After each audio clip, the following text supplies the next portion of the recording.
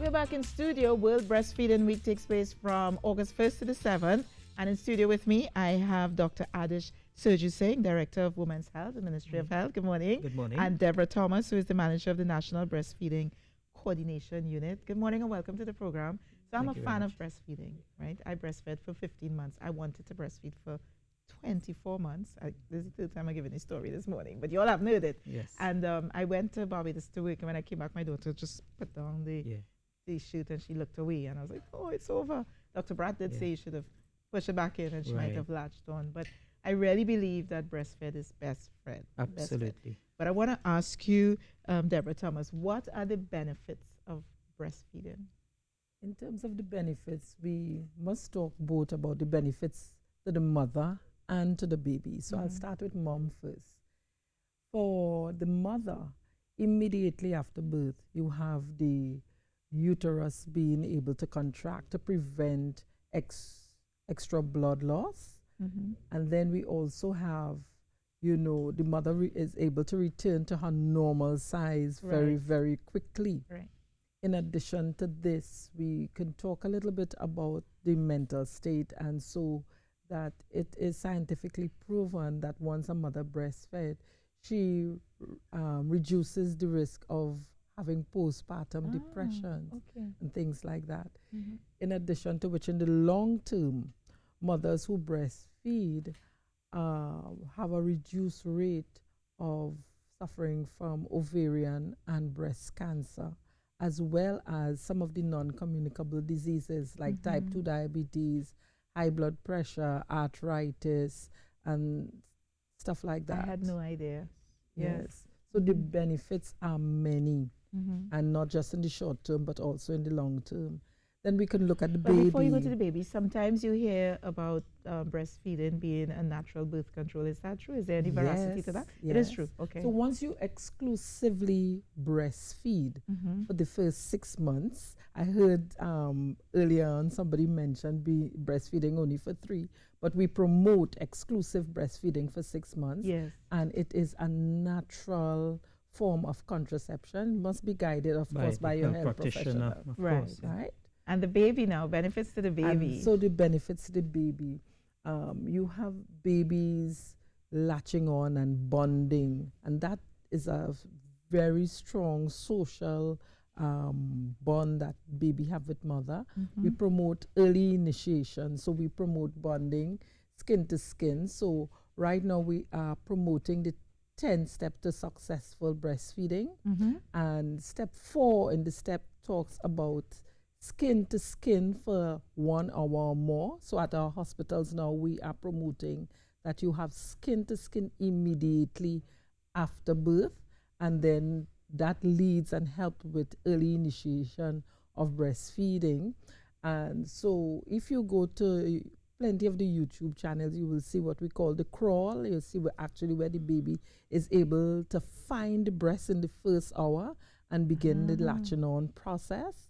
The other benefits you have is that you have a healthier baby. And we must say that breast milk is free.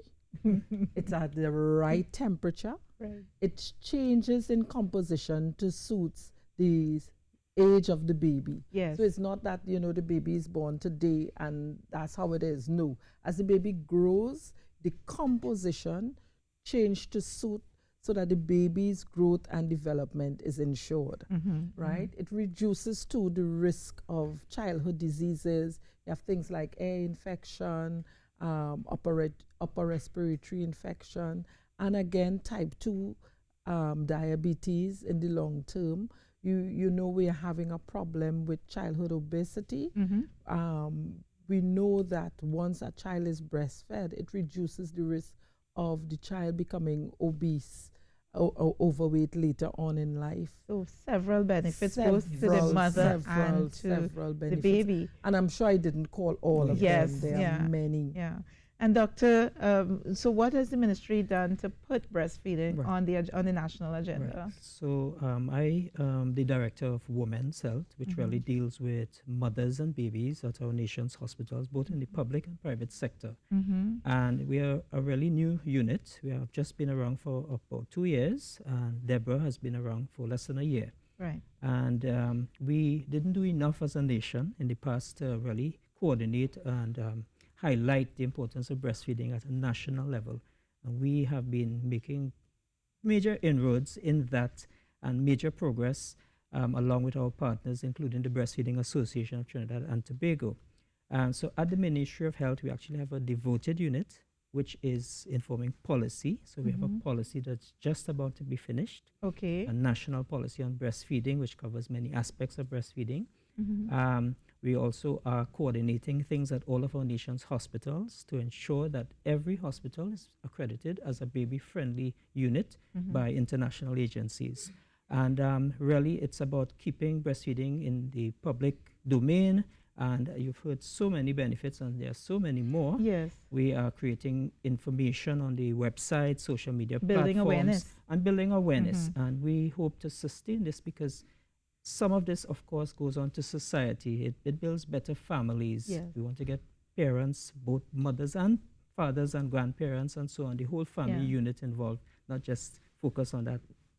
One of the things I want to enter into the conversation around breastfeeding, and I know that you probably have to take this into a different forum, but certainly looking at the 2-year maternity leave and the 1-year paternity leave, so that you have you don't have that pressure of having to say, well, 3 months. Sometimes because your maternity leave is 3 months, some women stop at 3 months because they have no choice. They have to go back to work. But there are options, which we're going to talk about during the course of the week in terms of expressing and so on with the pump. But certainly, let's see if we can get that conversation started with regard to extending the maternity leave. But before we even do that, we want to talk about what you guys are doing this weekend. Okay, so this week, starting Emancipation Day, from the 1st to the 7th, we are supporting with the rest of the international community World Breastfeeding Week. Right. This year's the theme is Empower Parents, Enable Breastfeeding. And so you didn't see Empower Mothers. So we are having a fun walk. It's entitled On the Way to Baby Friendly. As Doc mentioned, we're trying to get our hospitals baby friendly. And so on Saturday morning, we are inviting the community, the families out. So we are looking at pregnant women and their families and mothers with children under the age of 3. We are asking you to come out, bring the entire family, bring grandmommy, bring aunties, bring everybody along. Your support system is very, very vital when you are breastfeeding. At the event, we will be having a children's section, and the reason we're doing that is because of the long-term benefits. So we have invited the ministry to work with us at the TT Move campaign. So the kids will come. We're asking the parents to bring their bikes, their skates, all of their hula hoops and all of that. There will be a whole section. They'll do rock climbing, bouncy castle, face painting, horseback riding. And so we engage them first before they go to their part to walk around from the colposcopy unit or the Women's Center in Mount Hope Maternity. We're asking all of the participants to join us. The minister would lead, or Minister of Health would lead off the walk.